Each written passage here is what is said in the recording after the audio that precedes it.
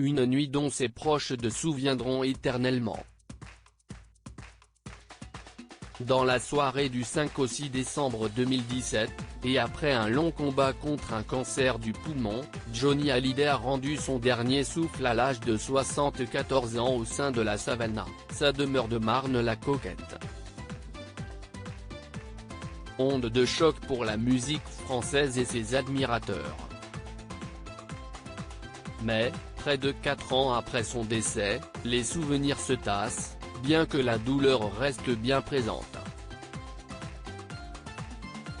C'est en tout cas ce qu'a fait savoir Laetitia Hallyday, la veuve du taulier, dans les colonnes du quotidien Le Parisien ce lundi 13 septembre.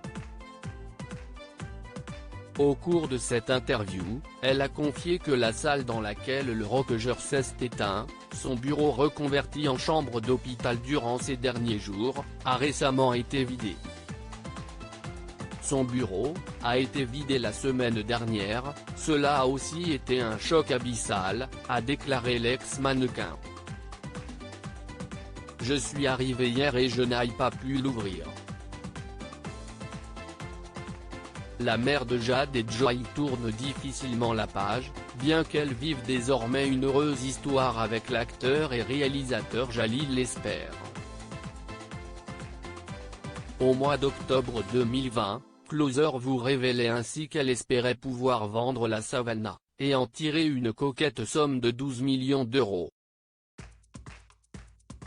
Toutefois, pour le 5e anniversaire de la mort de son homme, en 2022, Laetitia Hallyday réserve une nouvelle surprise aux fans de l'idole et des jeunes. À savoir, une exposition itinérante. Son bureau, devenu un endroit de souffrance pour les nombreux proches de Johnny Hallyday, sera recréé à l'identique avec ses vrais objets, costumes. Laetitia Hallyday prête à faire la paix avec Laura et David? Cet entretien, à la veille d'un nouveau concert en hommage à Johnny Hallyday, prévu à l'Accor Hotel Arena de Bercy ce mardi 14 septembre 2021, a aussi été l'occasion pour Laetitia Hallyday de faire part de sa tristesse. Car, outre son époux, elle a aussi perdu ses ex-beaux-enfants, Laura Smet et David Hallyday, avec qui elle a été en conflit judiciaire en raison de l'héritage de l'interprète de Je te promets.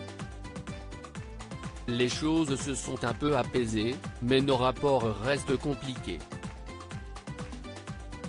J'ai tendu la main plusieurs fois, j'aurais aimé que cette histoire d'héritage reste en famille, qu'on se parle autour d'une table il y a 4 ans, quand Johnny est parti, qu'on puisse parler des décisions de mon mari, a-t-elle raconté. Et de conclure, on a un sentiment d'abandon, mes filles Jade et Joy, 17 et 13 ans, n'existent plus pour eux. Elle ne souhaite qu'une réconciliation.